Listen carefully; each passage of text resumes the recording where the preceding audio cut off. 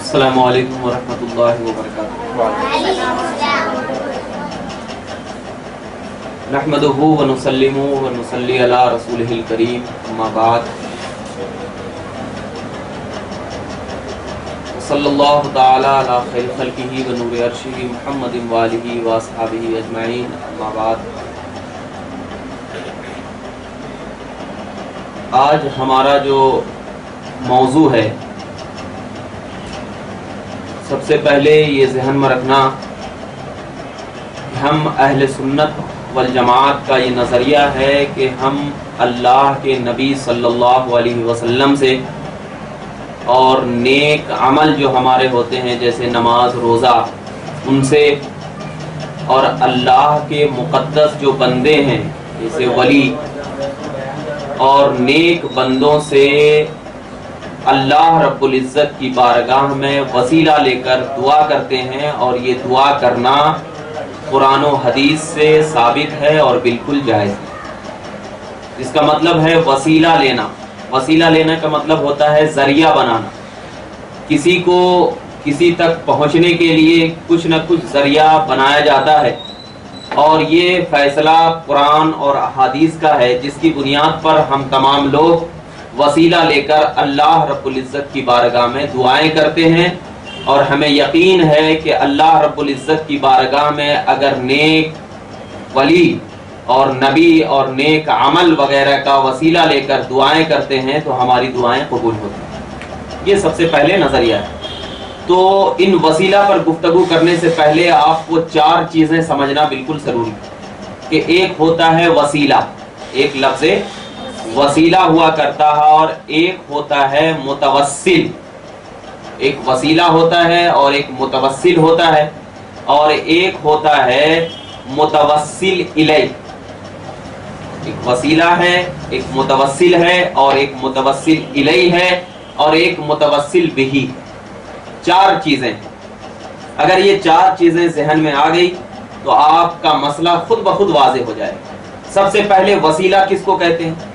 وسیلہ اس کو کہتے ہیں جو نفس مسئلہ ہے، یعنی جو چیز ہم پیش کر رہے ہیں، نفس مسئلہ۔ جیسے ہمارے ذہن میں کیا ہے، ہم اللہ رب العزت سے مانگتے ہیں اے اللہ ہمیں فلاں چیز عطا کر، تو ہمارے ذہن میں جو نفس مسئلہ ہے اس کو وسیلہ کہا جاتا ہے، نفس مسئلہ۔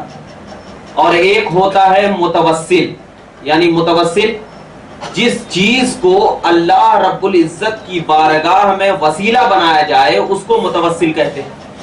جس چیز کو، جیسے ہم اللہ رب العزت سے مانگتے ہیں کہ اے اللہ ہمیں فلاں چیز عطا کر، تو ہم کس کے لیے مانگتے ہیں کہ اے اللہ اپنے نبی کے ذریعے ہمیں فلاں چیز عطا کر، اپنے نبی کے ذریعے ہمیں فلاں چیز عطا کر۔ تو یہ جو نبی ہوئے، ہم نے اس چیز کو اللہ کی بارگاہ میں وسیلہ بنایا، تو اب اس نبی کو کیا کہیں گے؟ متوسل کہیں گے، یہ متوسل۔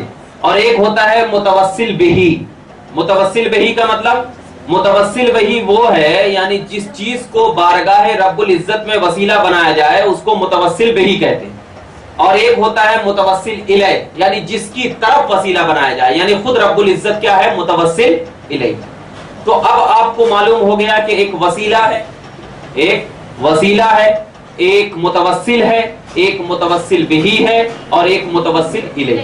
یہ چار چیزیں آپ کے ذہن و دماغ میں اگر بات آ گئی تو ان چار چیزوں کو ذہن میں رکھتے ہوئے ہم آپ سے گفتگو کریں گے۔ سب سے پہلے تو ہمارا یہ مقصد ہے کہ وسیلہ لینا جائز ہے، تو ہمارا یہ نظریہ رہا ہے کہ وسیلہ لینا جائز ہے، تو کیا اس کا ثبوت قرآن میں ہے؟ تو ہم کہتے ہیں ہاں، پہلے قرآن آپ کو بتایا جائے گا، اس کے بعد احادیث بتائی جائے گی، پھر قرآن کی جو علماء کرام نے تفسیریں بیان کی ہے وہ بتایا جائے گا، پھر وہ لوگ جو اعتراض کرتے ہیں کہ وسیلہ لینا جائز نہیں ہے اس کا کیا جواب ہے وہ آپ کو بتایا جائے گا۔ یہ چیز ذہن میں رکھیے، غور سے سنیے۔ دیکھیے، سب سے پہلے اللہ رب العزت اپنے قرآن میں ارشاد فرماتا ہے، کون سی؟ سورہ مائدہ آیت نمبر 35۔ سورہ مائدہ آیت نمبر 35۔ اللہ فرماتا ہے یا ایھا الذین آمنوا اتقوا اللہ وابتغوا الیہ الوسیلہ، اے ایمان والو اللہ سے ڈرو اور ڈرتے رہو اور اس کے حضور تک رسائی کے لیے، یعنی اللہ کے پاس پہنچنے کے لیے کیا ہے؟ کسی نیک کا وسیلہ لیتے رہو، وسیلہ تلاش کرتے رہو، وسیلہ لیتے رہو، یہ اللہ رب العزت ارشاد فرما رہا ہے قرآن پاک میں۔ تو اب اس آیت کریمہ میں تو اللہ رب العزت نے یہ فرمایا کہ اے ایمان والو اللہ سے ڈرو اور کیا کرو، وسیلہ تلاش کرو۔ تو اب اس میں یہ ذہن میں آ رہا ہے کہ وسیلہ تلاش کرنے کے لیے اللہ تبارک و تعالی ہمیں کہہ رہا ہے، لیکن قرآن کی آیت تو ہمیں یہ بتا رہی ہے صرف کہ وسیلہ لو، لیکن کیا ہمیں یہ معلوم ہو رہا ہے کہ کس کا وسیلہ لو، کیسے وسیلہ لو؟ تو قرآن کو سمجھنے کے لیے سب سے پہلے قرآن کی تفسیر کو جاننا پڑے گا، کیونکہ ہمارے علماء نے، کیونکہ ہم کیا ہے قرآن کو ڈائریکٹ سمجھ نہیں سکتے جب تک کہ ہمارے پاس تفسیر نہ ہو۔ تو اس تفسیر میں علامہ امام راضی علیہ رحمت و رضوان ارشاد فرماتے ہیں، اس آیت کی تفسیر میں علامہ راضی فرماتے ہیں تفسیر راضی میں کہ ارشاد فرمایا کہ اس آیت کا مطلب یہ ہے کہ اللہ کی رضا حاصل کرنے کے لیے، اللہ کی خوشنودی حاصل کرنے کے لیے عبادت فرما برداری کے ذریعے وسیلہ تلاش کرنا۔ ایک تو عبادت کے ذریعے اور ایک کیا ہے، فرما برداری کے ذریعے کیا کرنا، وسیلہ تلاش کرنا۔ اس آیت کی تفسیر میں اللہ نے جو فرمایا ہے کہ وسیلہ تلاش کرو، تو کیسے وسیلہ کرنا؟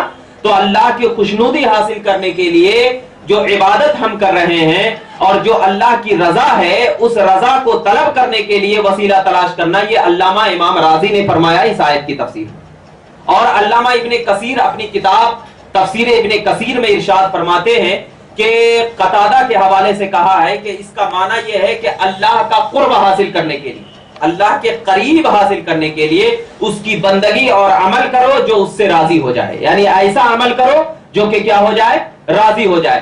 اور بہت ساری تفاسیر ہیں، تفسیر نصفی میں بھی اللہ تبارک و تعالیٰ کے مقدس بندے نے ارشاد فرمایا کہ اللہ کا قرب حاصل کرنے کے لیے وسیلہ تلاش کرو۔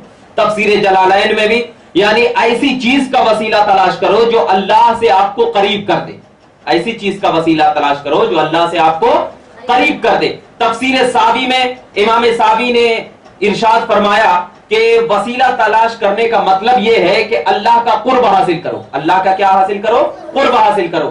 اور انہوں نے تو اپنی تفسیر میں یہ فرمایا ہے کہ اللہ کا قرب حاصل کرنے کے لیے سب سے بہتر چیز یہ ہے کہ کسی نبی یا کسی ولی کا ایسی امداد لو کہ اللہ تبارک و تعالی اس ولی اور اس نبی کے اس نبی اور ولی کے تعلق سے اگر تم اللہ رب العزت کی بارگاہ میں اس نبی یا ولی کا وسیلہ لوگے تو امام ساوی فرماتے ہیں کہ اللہ رب العزت کی خوشنودی زیادہ حاصل ہو جائے گی۔ کیا ہو جائے گی؟ زیادہ حاصل ہو جائے گی۔ تو یہ آیت کریمہ تو ہمیں یہ بتا رہی ہے کہ اللہ تبارک و تعالیٰ کی رضا حاصل کرنے کے لیے کیا کرنا؟ وسیلہ تلاش کرنا۔ تو چاہے عمل کا وسیلہ لو، چاہے نبی کا وسیلہ لو، چاہے ولی کا وسیلہ لو، یہ تینوں تفاسیر ہمارے علماء کرام نے کہہ دیا، کر دیا نا۔ تو اب جو لوگ یہ کہتے ہیں کہ صرف عمل کا وسیلہ لینا ہے، نبی کا وسیلہ نہیں لینا ہے، تو میں ان سے پوچھتا ہوں کہ یہ تفاسیر کہاں سے ہے؟ جب تفسیر تین طریقے کی ہے اور تفسیر جب تین طریقے کی ہوتی ہے تو تینوں تفسیر مانو۔ ہم تو عمل کا بھی وسیلہ لیتے ہیں جیسے نماز کا ہے، روزے کا بھی وسیلہ لیتے ہیں، حج کا بھی وسیلہ لیتے ہیں، زکات کا بھی وسیلہ لیتے ہیں، تو یہ عمل ہے۔ تو جب عمل کا وسیلہ لینا جائز ہے تو جس کی وجہ سے عمل ہمیں ملا ہے تو پھر اس ذات کا وسیلہ لینا کیوں نہیں جائز ہے؟ جس ذات کا ہم وسیلہ لیتے ہیں تو یہ صرف کیا ہے؟ ہٹ دھرمی ہے، ان لوگوں کی کیا ہے؟ بے وقوفانہ چال ہے، جہالت پن ہے کہ صرف ایک تفسیر کو لے رہے ہیں، دوسری تفسیر کو چھوڑ دیتے ہیں۔ یہ کہاں کا نظریہ ہے؟ اگر تفسیر ہی لینا ہے تو پوری تفسیر کو لو، جس طرح عمل کے تفسیر کو آپ لے رہے ہیں اسی طریقے سے آپ کیا ہے ذات کی تفسیر کو بھی لو، کیونکہ امام ساوی نے فرمایا کہ نبی کا بھی وسیلہ لیا جا سکتا ہے، ولی کا بھی وسیلہ لیا جا سکتا ہے۔ یہ تو قرآن کی آیات ہوئی، یہ تو ایک قرآن کی آیات ہوئی۔ اب ذرا دیکھیے، جب قرآن کی ایک آیت سورہ مائدہ کی آپ کے سامنے میں نے پڑھا، دوسری آیت میں اللہ تبارک و تعالی سورہ مائدہ آیت نمبر کیا ہے؟ 64، آیت نمبر 64 میں اللہ فرماتا ہے وَلَوْ أَنَّهُمْ إِذْ ظَلَمُوا أَنفُسَهُمْ جَاءُوكَ فَاسْتَغْفِرُوا اللَّهَ وَاسْتَغْفَرَ لَهُمُ الرَّسُولُ لَوَجَدُوا اللَّهَ تَوَّابًا رَحِيمًا۔ اللہ ارشاد فرماتا ہے، اور اے حبیب اگر وہ لوگ اپنی جان پر ظلم کر بیٹھیں، اگر کون؟ یعنی ہم لوگوں کے لیے فرما رہا ہے اللہ کہ اے محمد عربی صلی اللہ علیہ وسلم، اگر عام انسان اپنی جانوں پر کیا کر لے؟ ظلم کر لے، تو آپ کی خدمت میں حاضر ہو جائیں۔ یعنی گناہ کرنے کے بعد کیا کرنا؟ ہم کو پریشان نہیں ہونا۔ اللہ فرما رہا ہے کہ اگر ہم سے گناہ ہو جائے کوئی خطا سرزد ہو جائے, کچھ غلطیاں ہو جائے, تو ہمیں پریشان ہونے کی ضرورت نہیں ہے. اللہ خود فرما رہا ہے کیا کہ اللہ کے نبی کی بارگاہ میں حاضر ہو جانا, اللہ کے نبی کی بارگاہ میں حاضر ہو جانا, اور حاضر ہو کر کے کیا کرنا, اللہ سے معافی مانگنا. اللہ کے نبی کی بارگاہ میں حاضر ہو کر اللہ سے معافی مانگنا اور مغفرت طلب کرنا. یہ اللہ فرماتا ہے مغفرت طلب کرنا, گناہوں کی بخشش کی. پھر اللہ کے رسول بھی اگر آپ کے لیے مغفرت طلب کر دیں تو لوجد اللہ توابا رحیما, تو اللہ تبارک و تعالی ان کے گناہوں کو ضرور بخش دے گا. گناہوں کو کیا کر دے گا, ضرور بخش دے گا. مطلب یہ کہ توبہ قبول کرنے والا پاؤ گے اللہ کو. مطلب کیا ہے اس کا کہ اللہ تبارک و تعالی جب تمہاری توبہ کو, تمہاری خطاؤں کو معاف کر دے گا, تو اللہ تبارک و تعالی جب معاف کرے گا تو کب معاف کرے گا کہ سب سے پہلے گناہ کرو, گناہ کرنے کے بعد اللہ کے رسول کی بارگاہ میں جاؤ, اللہ تبارک و تعالی سے دعا کرو, پھر اللہ کے رسول بھی تمہارے لیے دعا کرے, تب اللہ تبارک و تعالی کیا کرے گا, تمہارے گناہوں کو بخشے گا. تو اس آیت کریمہ میں تو بالکل صراحت طور پر یہ بات ذکر کی گئی ہے کہ اگر بندہ اللہ سے معافی مانگے تو اللہ تبارک و تعالی یہ نہیں کہہ رہا کہ میں تمہارے گناہوں کو بخشوں گا, ابھی نہیں کہہ رہا.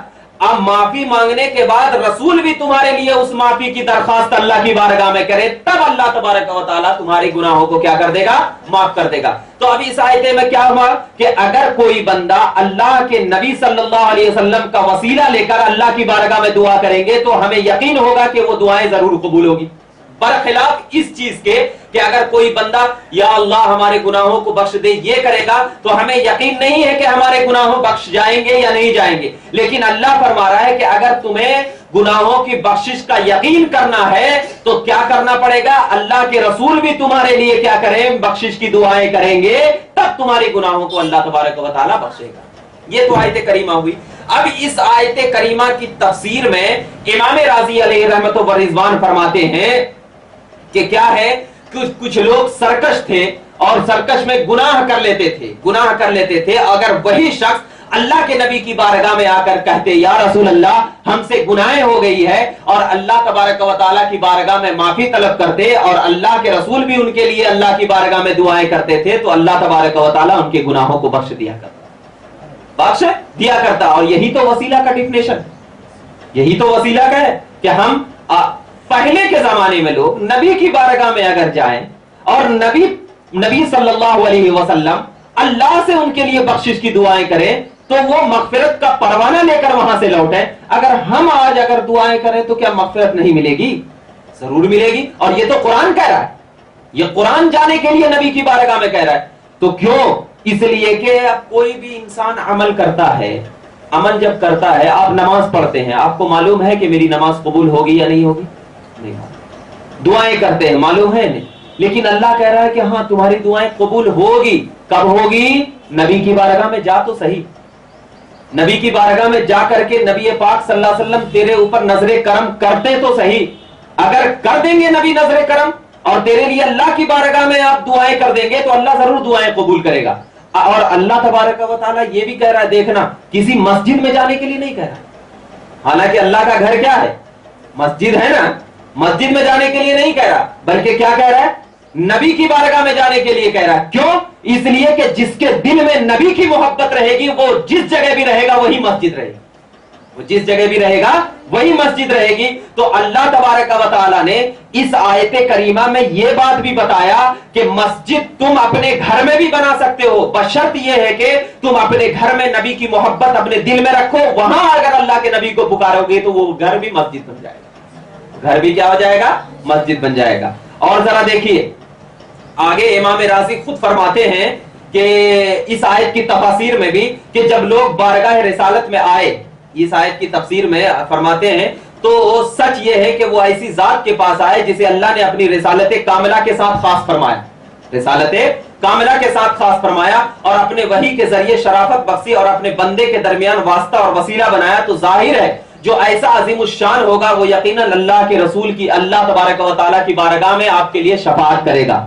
اللہ کے رسول اللہ کی بارگاہ میں آپ کے لیے کیا کرے گا, شفاعت کرے گا. تو جب بارگاہ نبوی اتنی بڑی ہو تو اگر کوئی گنہگار بندہ بارگاہ نبوی میں جا کر اللہ کی بارگاہ میں آپ صلی اللہ علیہ وسلم کا وسیلہ لے لے اور آپ صلی اللہ علیہ وسلم کے ذریعے سے صدقے طفیل سے خدا کی بارگاہ میں اگر دعائیں کرے تو ہمیں یقین ہے کہ اللہ تبارک و تعالیٰ ضرور ہماری دعائیں کو قبول کرے گا. یہ تو ایک آیت تھی. اور دیکھیے اس آیت کی تفاسیر میں فرماتے ہیں کہ امام راضی فرماتے ہیں کہ جب یہ آیت ہوئی کہ لو انہم ظلموا انفسہم جاؤ ظلم کر لیں، تو ظلم کئی طریقے کا ہوا کرتا ہے. یعنی کبھی اللہ تبارک و تعالی ہمارے اوپر سخت گرمی نازل فرماتا تھا، کبھی پیاس و پانی کا بہت قلت ہو جاتی تھی. تو ایسے پہلے زمانے میں بھی کیا ہے سوکھا پڑ گیا تھا، سوکھا پڑ گیا تھا. تو اللہ تبارک و تعالیٰ کی بارگاہ میں ایک ایسے ہی سوکھا پڑ گیا تو ایک گاؤں کا دیہاتی، امام راضی فرماتے ہیں ایک گاؤں کا دیہاتی حضرت عائشہ رضی اللہ تعالیٰ عنہ کی بارگاہ میں آیا، کہا یا عائشہ ہاں سوکھا پڑ گیا ہم کریں تو کیا کریں؟ تو حضرت عائشہ فرماتی ہیں کہ اے اعرابی تم نے وہ شعر یاد ہے تمہیں جو حضرت ابو طالب پڑھا کرتے تھے نبی پاک صلی اللہ علیہ وسلم کے چہرے کو دیکھ کر؟ تو اللہ تبارک و تعالیٰ یہ شعر پڑھنے کی وجہ سے کیا کرتا تھا، اللہ تبارک و تعالیٰ یہ شعر پڑھنے کی وجہ سے نبی پاک صلی اللہ علیہ وسلم کے صدقے طفیل میں بارش نازل کرتا تھا. کہا ہاں یاد ہے. کہا وہ شعر پڑھو. تو وہ شعر پڑھتا ہے عربی. کیا ہے وہ شعر ذرا آپ غور سے، یا خیر من دفنت بالقاء اعظمہ، بالقاء اعظمہ. اس کا مطلب یہ ہے کہ اے وہ جو زمین کے مدفونین میں سب سے بہتر ہیں، یعنی زمین میں جو دفن کیے گئے ہیں اس میں سب سے بہتر کون ہے؟ ہمارے سرکار ہی تو ہیں. ہمارے سرکار تو سب سے بہتر ہیں. ارے ہمارے سرکار امام جلال الدین سیوطی علیہ رحمت و رضوان خصائص کبریٰ میں ارشاد فرماتے ہیں کہ جہاں پر ہمارے نبی صلی اللہ علیہ وسلم کی ذات آرام فرما ہے وہ زمین عرش اعظم سے بھی افضل ہے. وہ زمین عرش اعظم سے بھی افضل ہے. فرمایا کیوں؟ اس لیے کہ اس زمین سے میرے مصطفیٰ کا تعلق ہے. اس زمین سے میرے مصطفیٰ کا تعلق ہے. تو میں آپ کو بتاؤں کہ جس زمین سے میرے مصطفیٰ کا تعلق ہو جائے وہ زمین کی مٹی عرش اعظم سے افضل ہو جائے تو ذات مصطفیٰ کتنی افضل ہوگی. ارے تعلق والی چیز جب آسمانوں سے افضل ہو جاتی ہے تو ذات مصطفیٰ جو جس سے تعلق بن جائے وہ کتنی افضل ہوگی، وہ کتنی افضل ہوگی. تو اب وہ شعر پڑھتا ہے کہ جو زمین میں جو مدفون ہے وہ کیا ہے سب سے بہتر ہے جن کی خوشبو سے زمین اور ٹیلے خوشبو ہو گئے. آسمان کے جو زمین میں جو ٹیلے ہیں، ٹیلے کا مطلب پہاڑ، زمین اور پہاڑ خوشبودار ہو گئے. میری جان اس قبر پر فدا ہو. وہ عربی کیا کہتا ہے؟ میری جان اس قبر پر فدا ہو جس میں آپ تشریف فرما ہے، اس میں عفت ہے، اس میں سخاوت ہے اور لطف و کرم ہے. تو فرمایا گیا کہ وہ عربی یہ شعر پڑھ کر چلا گیا اور فرماتا ہے مجھ پر نیند آ گئی. میں نے خواب میں نبی کی زیارت کی اور آپ نے فرمایا اعتبی اس عربی کے پاس جا اور اس کی خوشخبری دے کہ اللہ نے میرے وسیلے سے اس کی مغفرت فرما دی ہے، مغفرت فرما دی ہے. تو اب دیکھیے وہ عربی کون تھا؟ صحابی تھا. وہ عربی صحابی تھا. تو صحابی کا کیا نظریہ بنا کہ نبی پاک اگر اپنے قبر میں بھی مدفن ہو گئے ہوں، دفن ہو گئے ہوں، تو عربی کا نظریہ یہ ہے کہ نبی پاک صلی اللہ علیہ وسلم کے وسیلے سے ان کے گناہوں کی بخشش ہو جاتی ہے، گناہوں کی بخشش ہو جاتی ہے. اور یہ کوئی عام لوگ نہیں. علامہ ابن کثیر نے بھی اس کو روایت کیا ہے، علامہ ابن راضی نے بھی اس کو روایت کیا ہے. تو ان بڑے بڑے علماء کی تفاسیر نے آیت کو صاف طور پہ بتا دیا کہ نبی پاک صلی اللہ علیہ وسلم کا وسیلہ لینا کیا ہے ہمارے لیے بالکل جائز ہے. تو جو لوگ کہتے ہیں کہ وسیلہ نہیں لینا، وسیلہ شرک ہے، تو میں تو اس سے پہلے بھی بتا چکا ہوں کہ شرک کا مطلب ہی نہیں معلوم کہ شرک کہتے کس کو. ارے ہم جو وسیلہ لے رہے ہیں تو وسیلہ لینے کا مطلب ہی یہی ہے کہ ہم شرک سے لوگوں کو بچا رہے ہیں، شرک سے لوگوں کو بچا رہے ہیں. کیونکہ ہم نے آپ کو بتایا نا ایک وسیلہ ہوتا ہے، ایک متوسل ہوتا ہے، ایک متوسل بہی ہوتا ہے، ایک متوسل الیہ ہوتا ہے. ٹھیک ہے. تو اب جب ہم وسیلہ لے رہے ہیں تو وسیلہ لے کر کے ہی اس بات کی طرف اشارہ کر رہے ہیں کہ یہ خدا نہیں ہے بلکہ خدا تک پہنچنے کا ایک ذریعہ ہے، خدا تک پہنچنے کا ایک ذریعہ ہے. تو بہت سارے انٹرنیٹوں پہ آپ بیان سنیں گے وسیلہ لینا شرک ہے، وسیلہ لینا فلاں ہے. تو لہٰذا ان چیزوں سے آپ کیا ہے بالکل پرہیز رہیں، کیونکہ کیا ہے ایسی چیزیں آپ کو ذہن کو ملے گی جہاں پر کیا ہے وسیلہ لینا بالکل جائز ہے. یہ تو قرآن کی آیت ہوئی اور بہت ساری تفاسیر ہیں جس میں کیا ہے قرآن کی آیات اور آپ کے سامنے بیان کروں. بنی اسرائیل، سورہ بنی اسرائیل آیت نمبر 57. اور یہ کیا ہے مشرکین کے بارے میں کیا ہوتی ہے، नाजिल हुई थी। क्या? देखिए, उलाइका अल्लज़ीना यदऊना यब्तगूना इला रब्बिहिमिल वसीला अय्युहुम अक़रबु व यरजूना रहमतहु व यख़ाफ़ूना अज़ाबहु इन्ना अज़ाब रब्बिका काना महज़ूरा। फरमाया जाता है कि इसका माना यह है कि जिन लोगों की ये यानी मुशरिकीन इबादत करते हैं, जिन लोगों की ये इबादत करते हैं, इबादत कौन करते हैं? मुशरिकीन। हम लोग इबादत करते हैं क्या किसी नबी या वली की? नहीं करते हैं। जब इबादत नहीं करते हैं, हम इबादत सिर्फ किसकी करते हैं?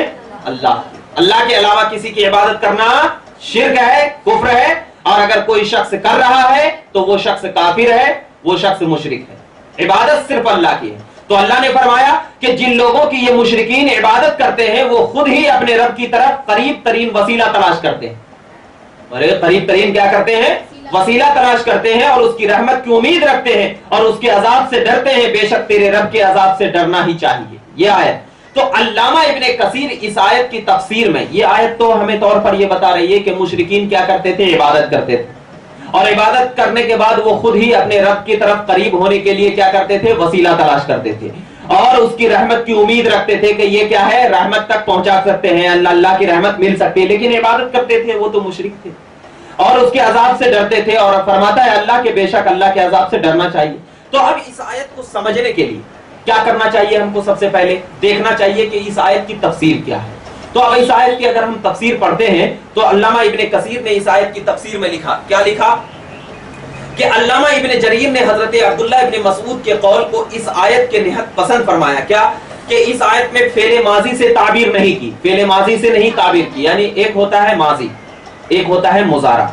माजी किसको कहते हैं? पास्ट जुमले को, और मुजारा किसको कहते हैं? फ्यूचर एंड प्रेजेंट को। तो यहां पर क्या है? यब्तगून और यदऊन है, और ये क्या है? पास्ट, प्रेजेंट एंड फ्यूचर है। यानी करते थे, कर रहे थे, हमेशा करते ही रहते थे, किए थे नहीं, हमेशा कर रहे थे या करते रहेंगे। तो अल्लामा इब्ने कसीर फरमाते हैं कि इसका कौल इब्ने जरीर का कौल करते हैं कि अल्लाह ने इसमें क्या है? प्रेजेंट एंड फ्यूचर का जिक्र किया, पास्ट का जिक्र नहीं किया। और जब फ्यूचर का जिक्र किया है तो लिहाजा इसमें हजरत ईसा और हजरत उज़ैर अलैहिस्सलाम और फरिश्ते दाखिल नहीं होंगे, दाखिल नहीं होंगे। क्यों नहीं दाखिल होंगे?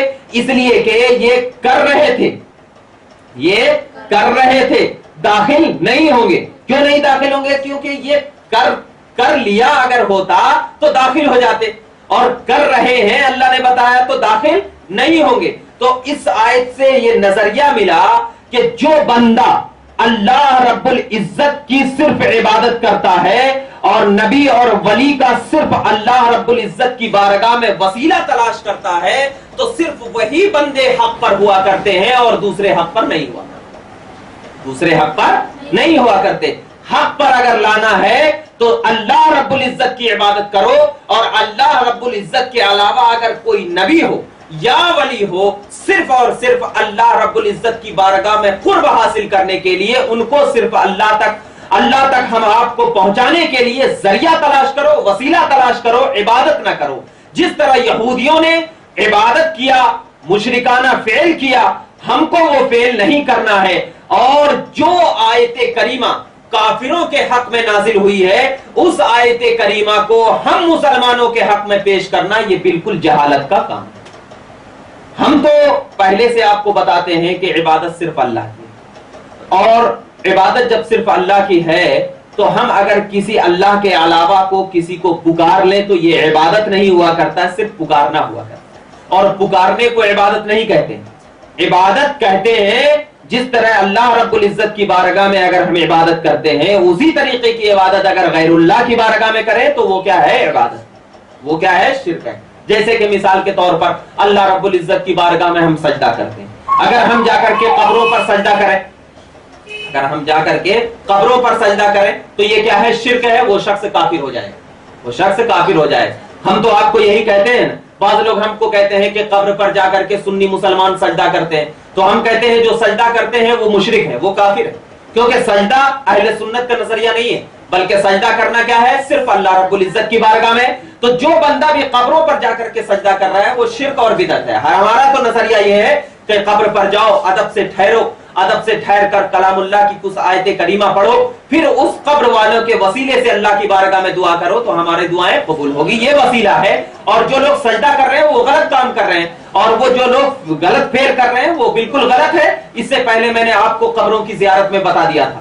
تو لہٰذا کیا ہے، وسیلہ لینا الگ ہے اور سجدہ کرنا الگ ہے، اور پکارنا الگ ہے، عبادت الگ ہے۔ تو اگر ہم صرف پکار رہے ہیں تو یہ عبادت نہیں ہوتی، اگر ہم جا کر کے قبروں پر سجدہ کر رہے ہیں تو یہ عبادت ہے، اور یہ عبادت کے ذریعے اللہ رب العزت کی بارگاہ میں کیا ہے، شرک ہے۔ تو کوئی بندہ اگر یہ کر رہا ہے قبروں پر جا کر کے سجدہ تو وہ مشرک ہے، وہ کافر ہے، وہ اہل سنت کا نہیں۔ اہل سنت کیا ہے، قبروں پر جا کے ادب سے زیارت کرنے کا۔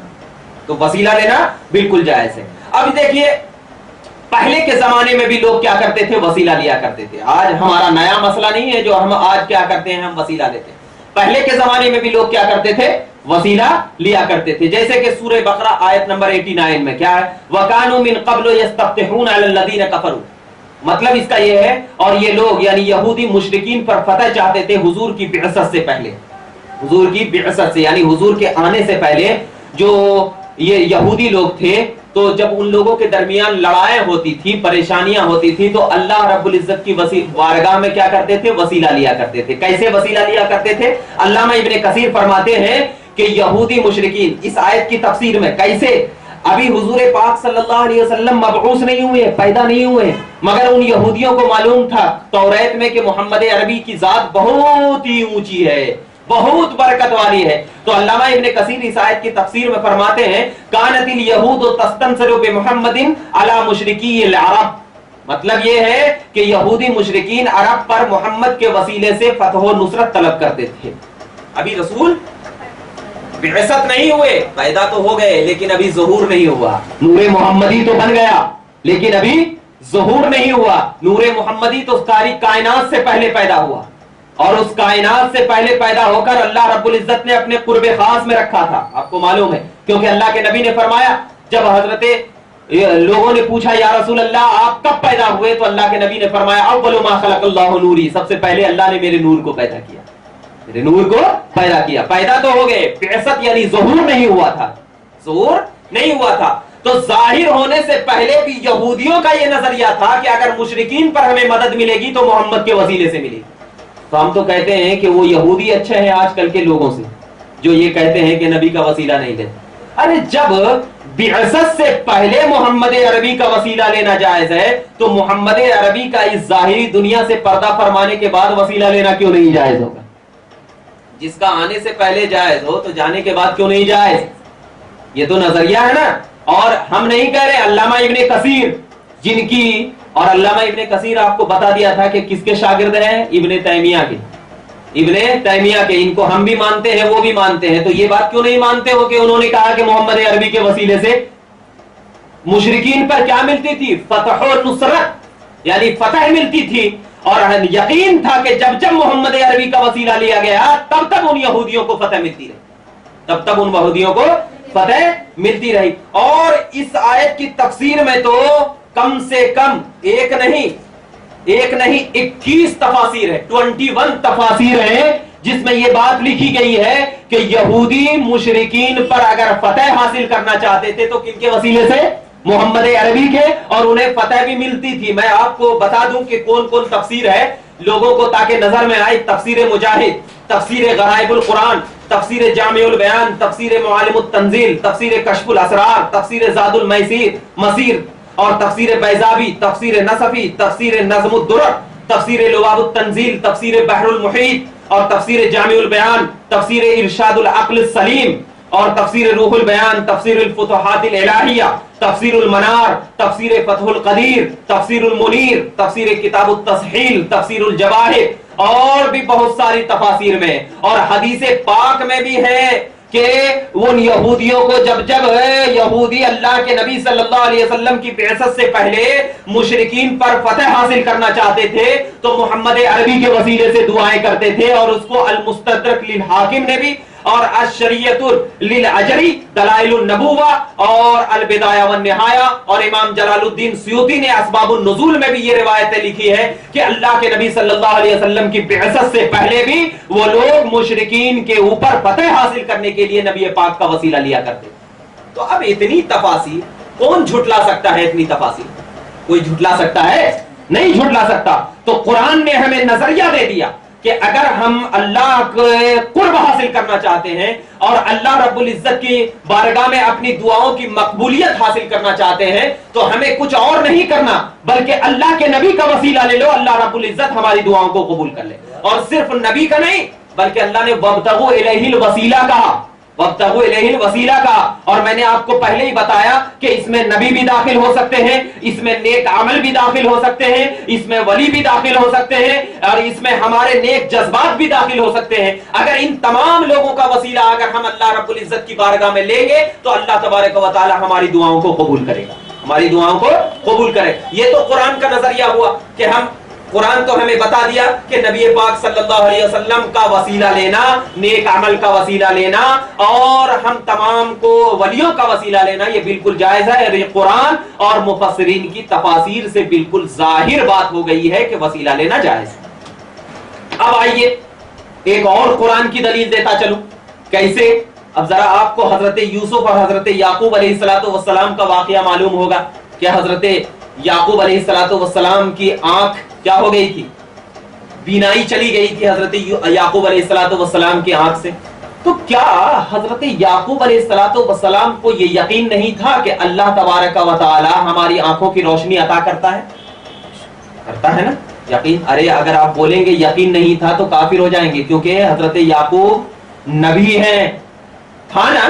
اور ہمارا تو نظریہ یہ ہے کہ دیتا اللہ ہی سب کچھ ہے، بس وسیلہ تو بنا کر دے.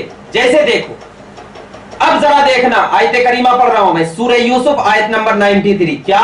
اذهبوا بقمیصی ھذا فالقوه علی وجہ ابی یاتی بصیرا. فرمایا کیا میری یہ قمیص لے جاؤ اور اسے میرے باپ حضرت یعقوب کے چہرے پہ ڈال دینا، وہ بینا ہو جائیں گے. وہ کیا ہو جائیں گے؟ بینا کا مطلب اکھیارے ہو جائیں گے، یعنی ان کے آنکھوں کی روشنی جو جا چکی ہے وہ آنکھوں کی روشنی واپس ہو جائے گی. کون کہہ رہے ہیں یہ؟ حضرت یوسف علیہ السلام. کون ہے؟ نبی. نبی حضرت یوسف علیہ السلام دعا کرتے، مولا میرے باپ کی روشنی کو لوٹا دے. ہمیں یقین ہے ان کی دعا سے اللہ روشنی کو لوٹا دیتا. لیکن حضرت یوسف علیہ السلام بھی آج کے لوگوں کو دیکھ رہے تھے کہ آگے چل کر وسیلہ کا انکار کریں گے تو لے جا میرے نبی، میرے جسم سے جو یہ کپڑا ٹچ ہو گیا ہے، یہ جو میری قمیص میں پہنے ہوا ہوں، اللہ رب العزت میرے قمیص میں بھی اتنی برکت دیا ہے کہ اگر وہ قمیص کسی نابینا شخص پر بھی ڈال دیا جاتا ہے تو وہ نابینا شخص اکھیارا ہو جاتا ہے. تو اب ذرا بتاؤ، جب حضرت یوسف کی قمیص کی برکت سے کوئی شخص نابینا ہو وہ بینا ہو سکتا ہے تو میرے نبی کی ذات میں کتنی طاقت ہوگی کہ وسیلہ لینا کیوں نہیں جائز ہوگا. اور میں آپ کو بتاتا چلوں، اللہ کے نبی صلی اللہ علیہ وسلم نے حدیث پاک میں فرمایا یہ جو تمام 1,24,000 کم و بیش انبیاء کی ذات ہے اور 313 رسولان اعظام کی جو ذات ہے، ان کو جو نبوت اور رسالت ملی میری وجہ سے ملی. ان کی وجہ سے ملی؟ نبی کی وجہ سے ملی. تو جب نبی کی وجہ سے جن کو نبوت و رسالت مل رہی ہو ان کے وسیلے سے نہیں بلکہ ان کے کپڑے کے وسیلے سے آنکھوں میں روشنی آ سکتی ہے. یا رسول اللہ آپ کی تو ذات بالکل قابل قدر ہے، اگر کوئی نیک بندہ آپ کا وسیلہ لے کر کے تو دیکھے انشاءاللہ آپ کے وسیلے سے دعائیں قبول ہوگی. اور یہ میں نہیں بلکہ تفسیر جلالین میں فرمایا جاتا ہے کہ جس بھی مصیبت زدہ پر وہ قمیص رکھی جائے اسے عافیت مل جائے گی. یہ صرف حضرت یعقوب کے لیے خاص نہیں تھی کہ حضرت یعقوب کو آ گئی، نہیں بلکہ جس بھی مصیبت زدہ کیسی بھی بیماری کا کوئی بھی بیماری ہو اگر وہ قمیص رکھی جاتی تھی تو اس قمیص کی برکت سے اللہ رب العزت اس کی بیماریوں کو دور کر دیتا تھا. اور تفسیر قرطبی، تفسیر کشاف، تفسیر فتح القدیر، تفسیر نصفی، ان تمام تفاسیر میں بھی یہی بات موجود ہے کہ ان قمیص کو جن بھی لوگوں پر، جن بھی بیمار لوگوں پر رکھا گیا، اللہ رب العزت نے اس قمیص میں ایسی طاقت عطا فرمائی حضرت یوسف کی برکت سے کہ اللہ رب العزت کے نے طاقت و قوت جو دی، اللہ رب العزت کے طاقت و قوت دینے کی بنیاد پر، اللہ تبارک و تعالی کی طاقت و قوت دینے کی بنیاد پر ان کی بیماریاں دور ہو گئی۔ تو اب ذرا بتائیے یہ آیت ہمیں کیا بتا رہی ہے؟ کہ اللہ رب العزت کی بارگاہ میں وسیلہ لینا اگر جائز نہ ہوتا تو پھر قرآن غلط ہوتا؟ قرآن غلط ہوتا؟ قرآن تو غلط نہیں ہے، قرآن کے ایک ایک لفظ پر عمل کرنا واجب ہے۔ جب قرآن کے ایک ایک لفظ پر عمل کرنا واجب ہے تو جو شخص قرآن پر عمل نہ کر رہا ہو اور قرآن کی بات کو نہ مان رہا ہو، اگرچہ وہ انٹرنیٹ پہ آوازیں دے رہا ہو، پھر بھی وہ کافر ہے، پھر بھی وہ کافر ہے۔ اگر وہ لوگ قرآن پر صحیح عمل کرتے تو وسیلہ کو شرک اور بدعت نہیں۔ اب ذرا دیکھیے اللہ رب العزت کی بارگاہ میں وسیلہ لینا تو، لیکن اللہ رب العزت کی اگر بارگاہ میں وسیلہ لینا تو اللہ رب العزت سے یہ دعا کرنا نا کہ اے اللہ ہماری دعاؤں کو قبول کر لے، وسیلہ کے ذریعے ہماری دعاؤں کو کیا کر لے؟ قبول کر لے۔ یہ تو جائز ہے، یہ جائز ہے۔ اب ذرا جائز جو ہے اللہ رب العزت کی بارگاہ میں دعائیں قبول کرنا یہ جائز ہے، اور ان کے وسیلے سے دعائیں کرنا بالکل درست ہے۔ تو اب ذرا بتائیے کہ جب ان کے وسیلے سے دعائیں کرنا بالکل درست ہے تو اللہ رب العزت نے یہ تو پیاری بات بتا رہا ہوں، بہت پیاری بات۔ اللہ فرماتا ہے سورہ انفال آیت نمبر 33 میں، کیا فرماتا ہے؟ وَمَا كَانَ اللَّهُ لِيُعَذِّبَهُمْ وَأَنْتَ فِيهِمْ، اور اللہ کی یہ شان نہیں ہے اے محبوب جب تک آپ دنیا میں رہیں کسی کو عذاب دے۔ یہ تو کتنی بڑی بات ہے۔ اللہ کیا فرما رہا ہے کہ جب تک میرا محبوب اس دنیا میں ہے تو میرے محبوب کا صدقہ ہے مسلمانوں تم پر کہ تمہیں اللہ عذاب نہیں دے رہا۔ تو کس کی وجہ سے عذاب نہیں دے رہا اللہ؟ نبی کے وسیلے سے نہیں دے رہا اللہ عذاب۔ تو جب اتنی بڑی شان ہے کہ نبی کے وسیلے سے اللہ عذابیں دور کرتا ہے تو اللہ کی رب العزت کی بارگاہ میں اگر اسی نبی کا ہم وسیلہ لے لیں تو کیا ہماری عذابیں دور نہیں ہوگی؟ بالکل ہوگی۔ اب جب دیکھنا یہ تو دنیا کی بات ہوئی کہ محبوب اگر دنیا میں ہے تو عذاب، مگر آخرت میں بھی ہے اگر تو نبی عذاب نہیں۔ کیسے؟ اب ذرا دیکھیے سورہ بنی اسرائیل آیت نمبر 79، کیا؟ عَسَىٰ أَن يَبْعَثَكَ رَبُّكَ مَقَامًا مَحْمُودًا، اللہ فرماتا ہے ان قریب آپ کا رب آپ کو مقام محمود عطا فرمائے گا۔ کیا فرمائے گا؟ مقام محمود۔ اللہ رب العزت کہے گا اے محمد اشفع، شفاعت کر۔ کیا اللہ نہیں بخش سکتا ہے؟ بخش سکتا ہے نا، پھر محمد عربی کو کیوں کہہ رہا ہے؟ اس لیے کہہ رہا ہے کہ آج لے ان کی پناہ، آج مدد مانگ ان سے۔ دنیا میں اگر وسیلہ نہیں لیتا تھا نا تو دیکھ بے وسیلوں دیکھ نہیں لیتا تھا نا، اللہ جب عطا کرے گا ان کو مقام محمود تو اعلیٰ حضرت تو پہلے کہہ چکے ہیں آج لے ان کی پناہ، آج مدد مانگ ان سے، پھر نہ مانیں گے قیامت میں اگر مان گیا۔ یعنی جب محبوب عالم کو نور مجسم صلی اللہ علیہ وسلم کو مقام محمود عطا کر دیا جائے گا تو کچھ بے وسیلہ لوگ جب نبی کو دیکھیں گے کہ اللہ اکبر، میرے مصطفیٰ کی شان، سنیوں کے مصطفیٰ کی شان اتنی بڑی ہے کہ ان کو مقام محمود عطا کیا جا رہا ہے، تو لوگ دوڑتے ہوئے آ کر کہیں گے آج میں مانتا ہوں کہ آپ کو وسیلے سے اللہ بونا ہو کہ بخشش کرے گا۔ تو اعلیٰ حضرت فرماتے ہیں آج لینا، دنیا میں لینا، قیامت میں اگر دیکھ کر بھی مان لے گا نا تو اللہ کہے گا نہیں چل ہٹ، تو بے وسیلہ تھا نا، تو ہٹ ایک کنارے میں کھڑا ہو جا۔ اب تمام وسیلہ والے لوگ اللہ کے نبی کی بارگاہ میں یہاں بھی جو وسیلہ لیتے تھے وہاں بھی کہیں گے یا رسول اللہ ہم دنیا میں بھی آپ کا وسیلہ لیتے تھے تو آخرت میں بھی تو ہمارا خیال کر لیجئے۔ تو اللہ کہے گا اشفع یا محمد، شفاعت کر ان لوگوں کی کیا کر؟ شفاعت کر۔ حدیث کے الفاظ ہیں نبی پاک صلی اللہ علیہ وسلم تمام گنہگار امتوں کی شفاعت کریں گے اور اللہ رب العزت کہے گا اے محمد عربی میں تیری شفاعت کی وجہ سے تمام گنہگاروں کو جنت میں بھیج دوں۔ عَسَىٰ أَن يَبْعَثَ رَبُّكَ مَقَامًا مَحْمُودًا۔ تو دنیا میں بھی ہمیں نبی کا سہارا ہے اور آخرت میں بھی ہمیں نبی کا سہارا ہے۔ ڈرے وہ لوگ جو بے وسیلہ ہوں، ہم تو وسیلہ والے دنیا میں بھی ہیں اور آخرت میں بھی ہیں، اسی لیے ہم کہتے ہیں کہ اللہ رب العزت اللہ کے نبی صلی اللہ علیہ وسلم کے وسیلے سے کیا کرتا ہے؟ ہماری دعائیں قبول۔ اب ذرا ہماری جب دعائیں قبول کرتا ہے تو ایک اور آیت دے دو، سورہ انفال، سورہ آل عمران آیت نمبر 38 میں اللہ فرماتا ہے ہنالک دعا عن زکریا ربہ، ہنالک دعا عن زکریا ربہ، اور یہاں بیت المقدس کے محراب میں دروازے بند کر کے پکارا، دعا کی زکریا نے اپنے رب کو۔ اب ذرا بتائیے کہ اس میں جب حضرت زکریا نے دعائیں کی نا تو اللہ رب العزت کی بارگاہ میں جب دعائیں کی تو اللہ تبارک و تعالیٰ نے ان کی دعاؤں کو قبول کر لیا اور وہاں بے موسم پھل عطا کر دیے، بے موسم کیا کر دیے؟ پھل عطا کر دیے۔ مطلب یہ ہے کہ حضرت زکریا کی وجہ سے اللہ تبارک و تعالیٰ نے اس بیت المقدس کے صدقے طفیل میں کیا کر دیا؟ حضرت زکریا کو بے موسم پھل عطا کیا۔ یہ کس کی وجہ سے تھا؟ وہ ذات کی وجہ سے تھا اور وہ جگہ کی وجہ سے تھا۔ کیوں؟ اس لیے کہ اللہ رب العزت وہ حضرت زکریا کے وجہ سے اللہ رب العزت ہماری دعاؤں کو کیا کرتا ہے؟ قبول کرتا ہے۔ تو مطلب یہ ہے کہ آج آپ کو صرف اور صرف قرآن کی میں نے آیت کریمہ بتائی جس کی وجہ سے اللہ رب العزت کی بارگاہ میں کیا کرنا؟ وسیلہ لینا، نبیوں کا ہو، نیک اعمال کا ہو یا کسی بھی اس کا ہو، وسیلہ لینا کیا ہے؟ بالکل جائز ہے۔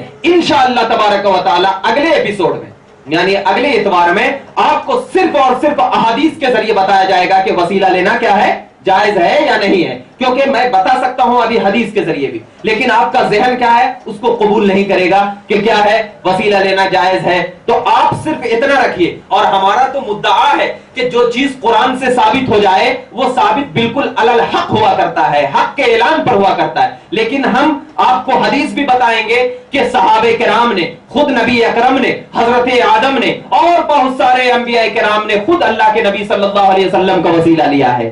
اور یہ قرآن کی آیات ہمیں اس بات کی طرف اشارہ کرتی ہے کہ اللہ رب العزت کی بارگاہ میں ان تمام آیات کریمہ نے جو میں نے پڑھا تو اس آیت کریمہ سے یہ بات ثابت ہوئی کہ اللہ رب العزت کی بارگاہ میں وسیلہ لینا نبیوں کا ہو یا ولیوں کا ہو یا قرآن کا ہو یا نیک اعمال کا ہو یا روزے کا ہو یا حج و زکات کا ہو، ان تمام کا وسیلہ لینا کیا ہے؟ بالکل جائز ہے۔ اور ان تمام کے وسیلہ لینے سے ہماری مغفرت ہوا کرتی ہے، ہماری گناہیں بخشی جایا کرتی ہیں۔ انشاءاللہ تبارک و تعالی ہم تمام لوگ اللہ رب العزت کی بارگاہ میں وسیلہ لیتے رہیں گے انشاءاللہ۔ اللہ رب العزت کی بارگاہ میں دعا ہے کہ پروردگار عالم ہم تمام کو اللہ رب العزت کی بارگاہ میں وسیلہ لینے کی توفیق عطا فرمائے۔ وآخر دعوانا ان الحمدللہ رب العالمین۔ السلام علیکم۔